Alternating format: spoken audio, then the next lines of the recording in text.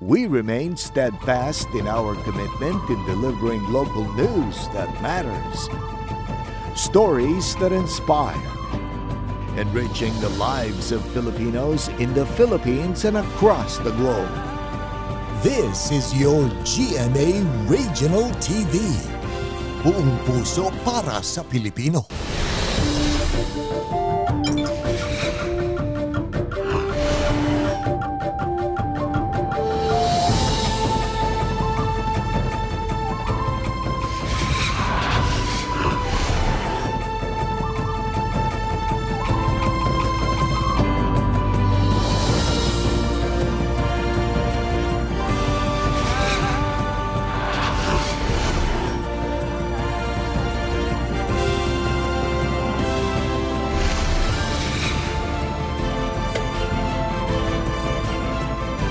Ito ang GMA Regional TV, Balitang Southern Tagalog. Magandang hapon mga kapuso. Narito na ang Balitang Southern Tagalog. Hatid namin ang mga pinakamalaki at pinakahuling balita sa Timog Katagalugan. Live mula rito sa GMA Batangas Station, ako po si Ace Medrano. Ako naman po si Ivy Saunare Gasang. Umabot sa 1,000 meters ang taas ng steaming o pagsingaw ng usok mula sa Bulkang Taal kaninang umaga na dulot umano ng naranasang pag-ulan ayon sa PHIVOLCS. Ang detalye sa report ni Paul Hernandez.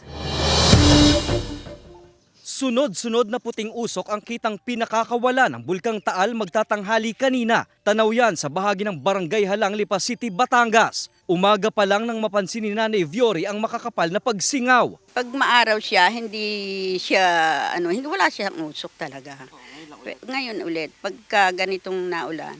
Kumpara nitong mga nakaraang araw, mas mataas ang steaming ngayon ng Bulkang Taal na umaabot sa 1,000 meters. Ayon sa PHIVOLCS, nakadagdag sa malakas na pagsingaw ang pag-uulan sa lugar. Nahahaluan kasi ng tubig ulan ng hot material sa bunganga ng bulkan. From time to time, nangyayari talaga yan. And of course, mainit pa rin naman yung Taal Volcano. Tahimik naman siya pagka walang ulan. Mas maganda nga daw po, sabi nga ika nga na matatanda, mas maganda yung nakakasingaw para hindi siya bigla siyang bubugahan. Ayon pa sa PHIVOLCS, wala namang nabubuong volcanic smog o VOG ang Taal kahit pa mahigit sa 7,600 ang asupre na ibinuga nito sa nakalipas na 24 oras. 4 meters per second ang wind speed na nairehistro ng ahensya kaninang umaga kaya mabilis na nadidisperse ang usok. Kasi yung kapag zero, ayan, dyan yung nagpo-form ng VOG. Usually, yun yung napapansin namin. Pinaaalisto lang palagi ng otoridad ang mga residenteng naninirahan sa paligid ng Taal na mag-face mask kapag nakakalanghap na ng VOG at iwasan munang magsagawa ng outdoor activities.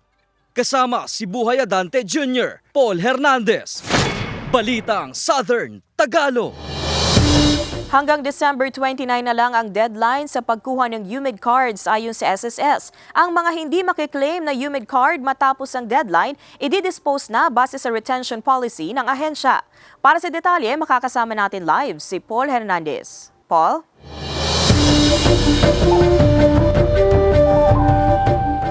Ivy, may mahigit isang buwan pa nga sila para dyan pero abot-abot na yung paalala ng SSS sa mga miyembro nito na kuhanin na yung UMID cards nila. Sa kada transaksyon ng karinderya owner na si Catherine sa bangko man yan o munisipyo, nagsisilbi niya raw valid ID ang Unified Multipurpose ID o UMID card niya galing SSS. Sa takot na mawala, binibitbit lang daw niya ito kung talagang kailangan. Matagal ho siya taon bago mapaltan. Hindi agad-agad, halimbawa isang buwan makukuha mo na, hindi po. Kaya hindi ko po basta-basta dinadala. Kung si Catherine malaki na ang nagiging pakinabang sa UMID card, marami naman ang hindi pa ito nagagamit. Yan ay dahil may mga unclaimed pa rin na UMID sa tanggapan ng SSS. Sa Batangas, mahigit 2,000 raw nito ang naghihintay na lang makuha ng mga nagsipag-apply. Minsan na raw napadala ang mga ito sa mga may-ari pero bumalik lang din sa SSS office. Binalik po ng post office yun. Dahil po it's either unlocated si member, second po is hindi kilala si member sa lugar, or baka po ang isa pang reason is wala si member nung time na nag-deliver po yung postman. Sa advisory ng SSS sa kanilang website at social media page, binibigyan na lang ng higit isang buwan ng mga SSS member na nag-apply ng UMID card mula August 2017 hanggang December 2020 na maklaim ito hanggang December 29, 2023. Dahil kung hindi, i-dispose na raw ito batay sa retention policy. Pick upin nyo na po dito sa branch namin. Kung kayo naman po ay hindi available, pwede naman po kayong mag-utos ng representative, magbigay lang po kayo ng authorization letter sa kanila, plus valid IDs po nung uutusan ninyo, at saka yung ID po nung ninyo. Samantala, hinihikayat na rin ng SSS ang mga miyembro nito na mag-upgrade na sa UMID ATM Pay Card. Pasok dito ang mga mayroon ng UMID at may mga pending pang application ng UMID card. Merong existing UMID card na wala pa pong 10 years na nag-apply. Or yung mga may apply na ng UMID card na hindi pa na-receive, beyond the 10 years po is hindi po siya covered. Kaginhawaan daw ito sa ilan na wala pang anumang ATM card na pwedeng magamit sa mga cash disbursement, loans at benefits. Ivy, pwedeng bisitahin yung website ng ahensya sa www.sss.gov.ph para malaman yung status ng UMID card application nila. At yan muna latest mula rito sa Batangas City. Ivy. Maraming salamat, Paul Hernandez. Nakumpiska ang nasa 300 million pesos na halaga ng mga umano'y smuggled na sigarilyo, raw materials at sasakyan sa isang warehouse sa Agoncillo, Batangas. Tutukan yan sa report ni Denise Abante.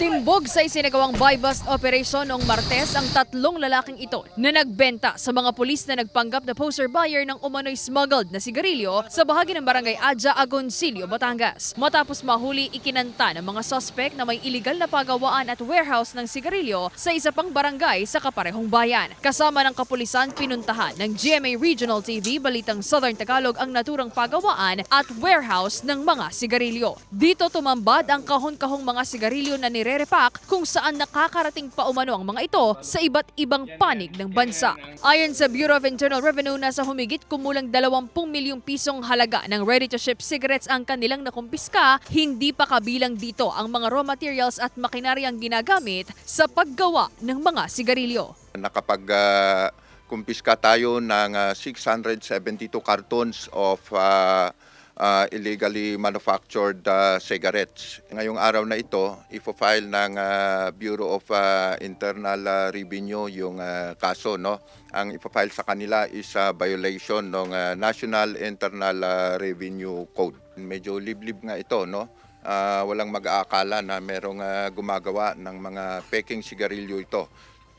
So, ang ginagawa nila is dinidistribute nila ito nationwide. Isang 6-wheeler closed van na ito sa nakumpiska ng mga otoridad sa warehouse na ito sa Agoncillo, Batangas. Ayon sa mga otoridad, isa ito sa kabilang sa 300 milyong pisong halaga ng illegal smuggled na sigarilyo na ginagawa dito. Sabi ng pulisya, Hunyo nitong taon lamang nang itayo ang pagawaan at warehouse sa naturang lugar. Kunyari, farm, no?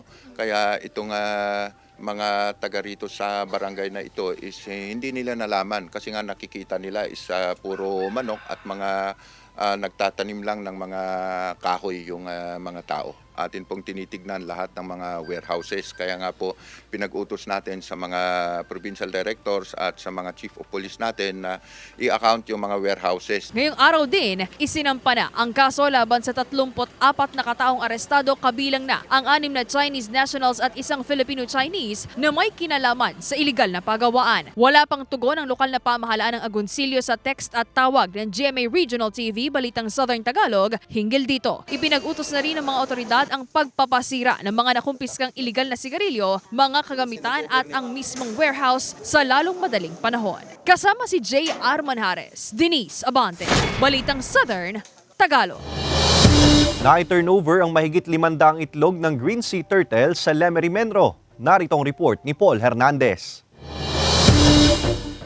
Para matiyak na ligtas na mapipisa ang mga itlog ng green sea turtle, ginawa ng hukay ng mga residente at kawani ng Municipal Environment and Natural Resources Office o Menro Lemery ang mga itlog ng pawikan. Kasunod ito ng pagte-turnover ng mga taga-Lemery ng green sea turtle eggs sa Menro. Simula pa nito mga nakarang araw at linggo, madalas na raw ang sightings ng mga itlog ng pawikan sa Dalampasigan. Yun po ang indication na maganda pa po ang ating marine resources po. Kaya po sila willing pa rin pong mga itlog dito sa baybayin po ng Lemery po. Sa kasalukuyan, mahigit 500 itlog na ang na-rescue at nailipat sa nesting site sa barangay Mataas na Bayan. Tuloy-tuloy sa kampanya ang Lemery LGU sa pagpoprotekta at pagpaparami pa ng bilang ng green sea turtle. Taong 2014, naging talamak umano ang iligal na bentahan ng mga itlog ng pawikan sa merkado. Ayaw na raw nila itong maulit. May programa po kami kasi yun pong nagsusurrender po ng itlog.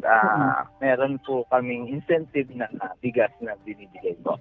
10 kilo po pag nag-surrender po sila. Natututunan na raw ng pamayanan na pangalagaan ng natural resources, partikular ang marine life, paglabag sa Wildlife Conservation and Protection Act, ang panghuhuli, pagbebenta at pag-aari sa mga ito. Paul Hernandez, Balitang Southern Tagalog. Tumaas ng 10 piso kada kilo ang presyo ng karne ng baboy sa Batangas City Old Market. Dahil dyan, nararanasan ang matumal na bentahan. Ang detalye sa report ni Denise Abante.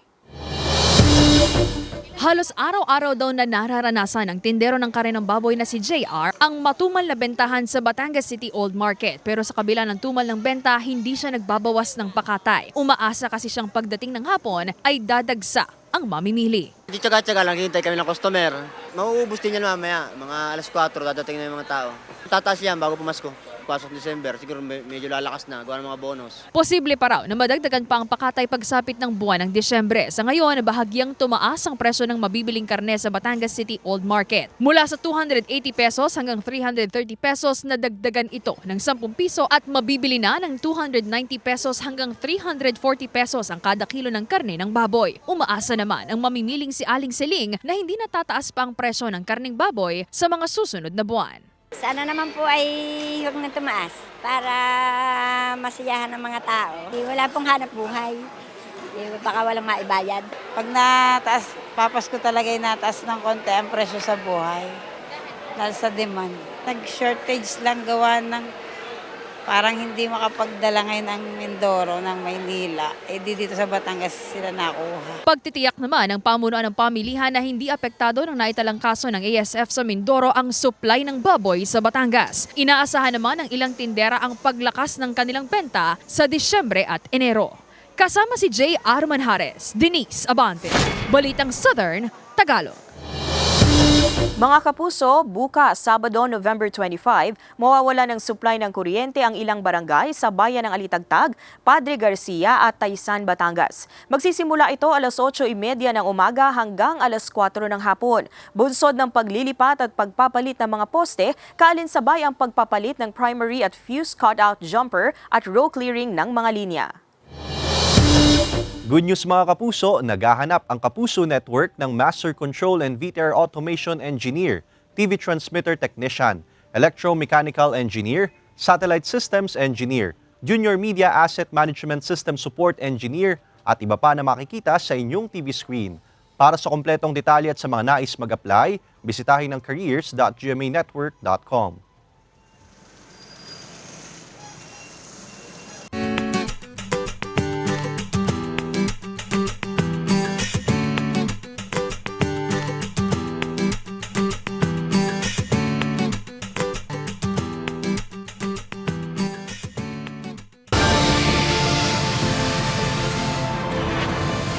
Ito ang GMA Regional TV, Balitang Southern Tagalog.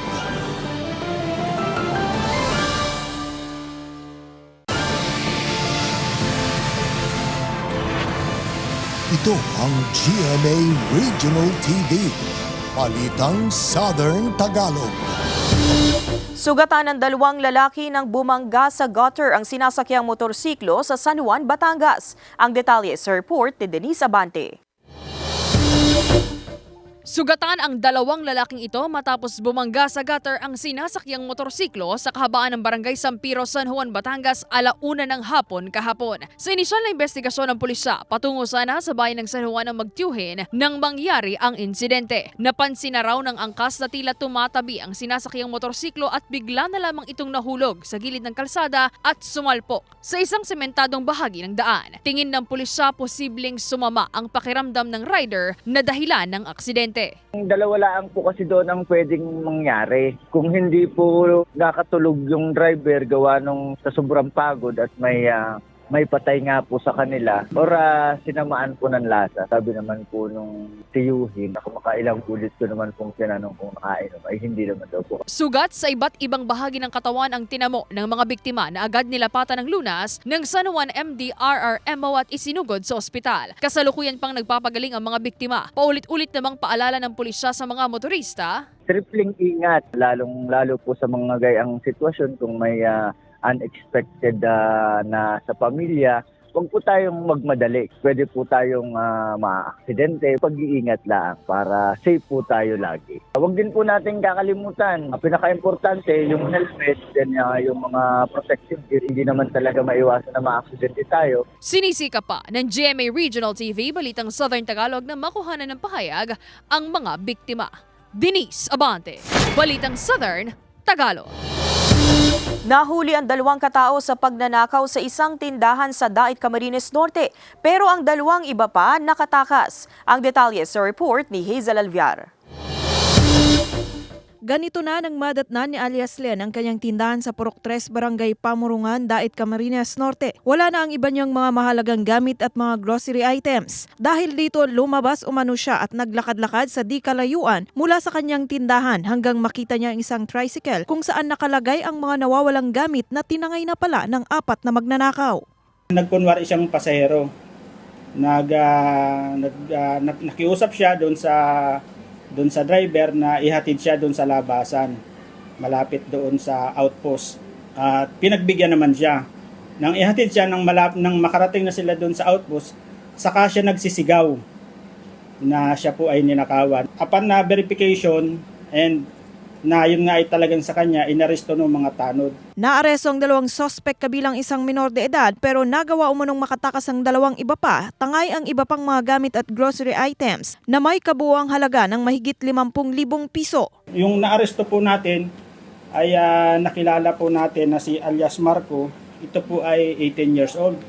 And yung isa pong kasama ay 15 years old, minor de edad po. At ito po ay hindi po taga rito sa bayan ng Dait, kundi ito po ay mga taga-bayan ng Basod. Sa kasalukuyan ay nasa kustudiya ng Dait Municipal Police Station ang isa sa mga nasakoting suspect, habang ang minor de edad ay nasa pangangalaga ng MSWD para sa kaukulang disposisyon. Itinurn over naman sa LTO ang ginamit na tricycle ng mga suspect. Patuloy pang pinaghanap ng otoridad ang 2 pang nakatakas. Hazel Alviar, Balitang Southern Tagalog. Nagawi ng silver medal ang 2 estudyante sa Batangas City sa World Robot Games 2023 sa Taiwan. Ang robot type na wheelchair ginamitan ng advanced technology. Narito ang report ni Paul Hernandez.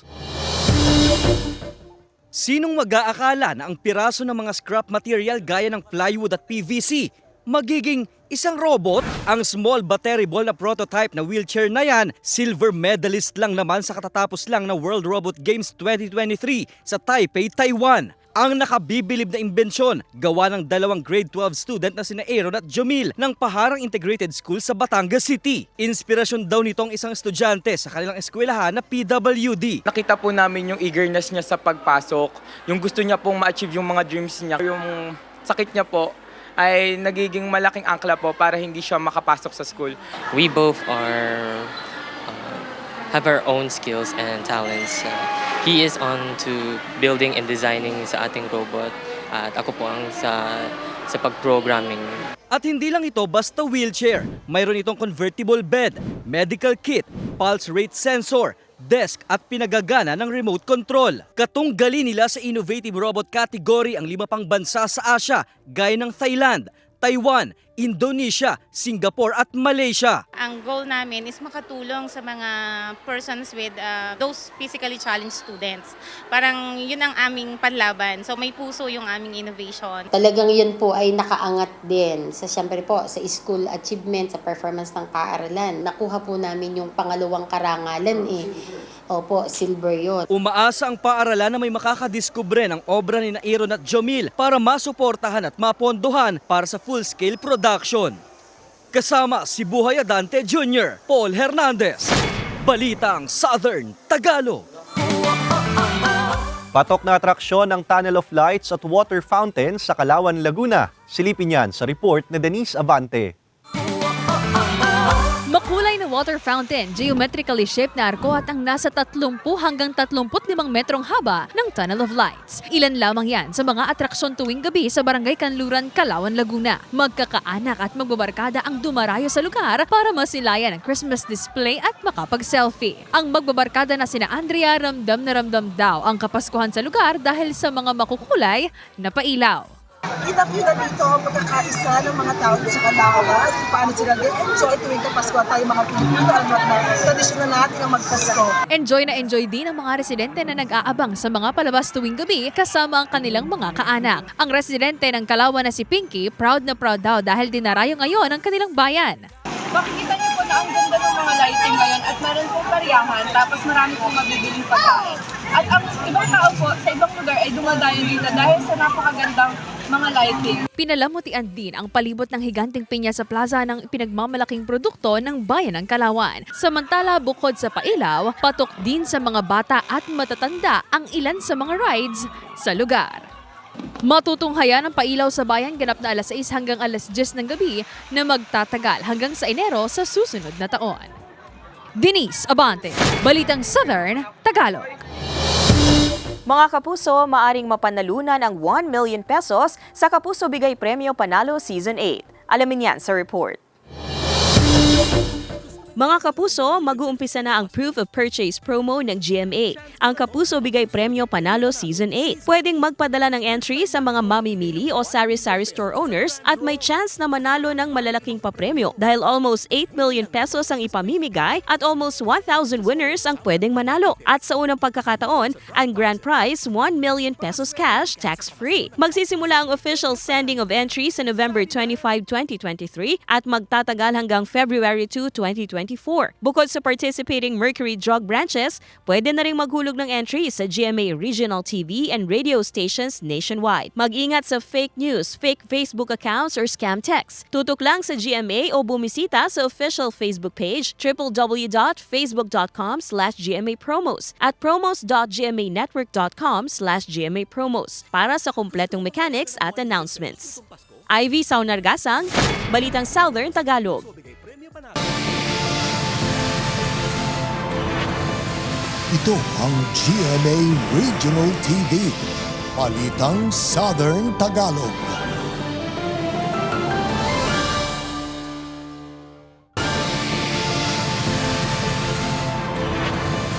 Ito ang GMA Regional TV, Balitang Southern Tagalog.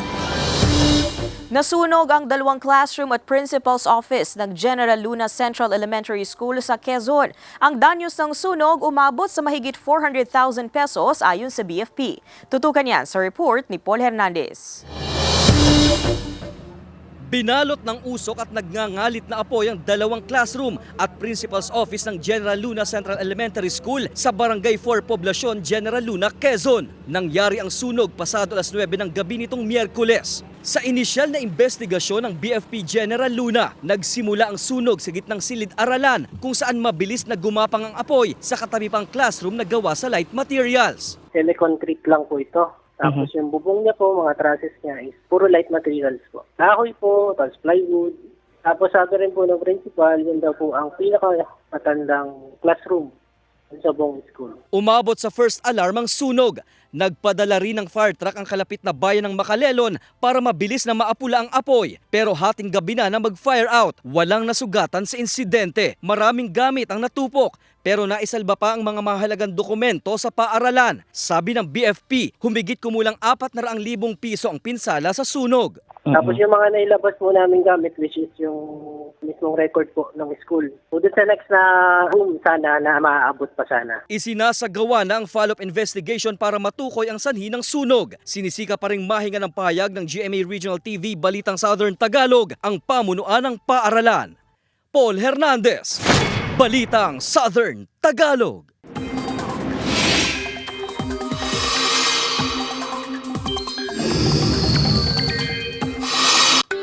Mga kapuso, iba't ibang weather systems pa rin ang makakaapekto sa bansa at posibleng magdala ng pag-ulan sa ilang lugar. Kabilang dyan ang shear line, easterlies at hanging amihan. Ang easterlies ay ang mainit na hangin galing sa karagatang Pasipiko, habang ang amihan naman ay malamig at tuyong hangin mula sa Siberia. Sa pagsasalubong ng easterlies at amihan, nabubuo naman ang shear line na nagdadala rin ng pag-ulan. Base sa datos ng Metro Weather, posible ang ulan sa Quezon, Marinduque, Mindoro Provinces at Palawan.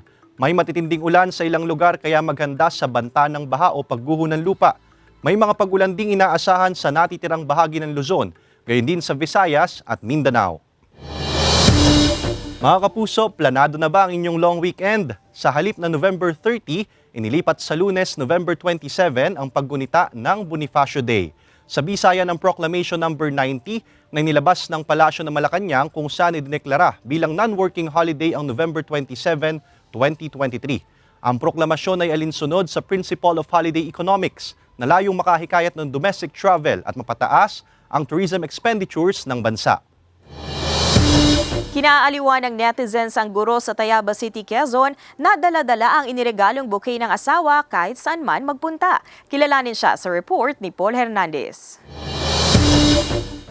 Ano nga bang ginagawa nyo sa bulaklak na natatanggap nyo from your special someone? Pag fresh pa, syempre, di-display ko muna. Tapos pag natutuyo na siya, sisipit ko siya sa mga books. Ipipicture ko po, tapos ipopost para makita ng lahat na, ayun, I feel love. Itatago ko po, like parang ipe-preserve para memories. Baka madadagdagan pa, baka mas, alam mo yun, kinilig. Baka po, yun nga po, mas madadagdagan. Pero ang grade 11 teacher ng Luis Palad Integrated High School sa Tayabas, Quezon, iba rin. Si Ma'am Sigrid, mula sa pagtuturo sa classroom, pag-check ng thesis, pag-host, hanggang uwian, flex kung flex ng bulaklak na natanggap mula kay Mister. Ito'y para patunayan sa co-teacher na hindi lang pang-display ang bouquet of flowers niya. Sabi ko, mamaya una, makikita mo hanggang pag-uwi ko anong ginagawa sa bulaklak. Kaya rumamparampa po ako sa school habang nagtuturo, kahit hirap na hirap po magsaksak ng extension. Kwento niya, surprise gift daw ito ng kanyang hubby na nooy nasa seminar sa Tagaytay kaya hindi sila nakapag-celebrate ng kanilang 7th anniversary. Pagpapakita lang naman daw ito na na-appreciate niya ang regalo ng mister. Pinanindigan pa nga raw niyang bit-bitin hanggang sa pagtulog. Naisip ko po parang nung pumikit ako hindi maganda ng tingnan. Para po bang malapit na po akong dahil sa huling hantungan.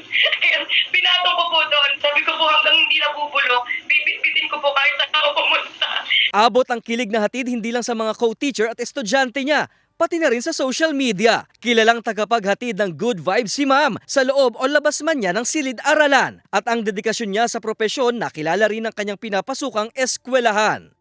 Paul Hernandez, Balitang Southern Tagalog.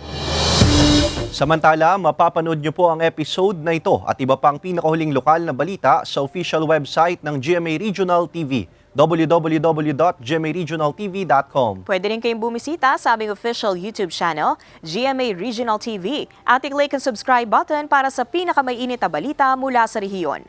Dahil sa GMA Regional TV, local news matters. Mga kapuso, 31 days na lang, Pasko na. At yan ang mga pinakamalaki at pinakahuling balita sa Timog Katagalugan. Maraming salamat sa pagsama sa amin, pati na mga kapuso sa ibang bansa na tumutok sa mga balita sa rehiyon. Kami ang GMA Regional TV, Balitang Southern Tagalog. Buong puwersa para sa mas malaking misyon at mas malawak na paglilingkod sa bayan.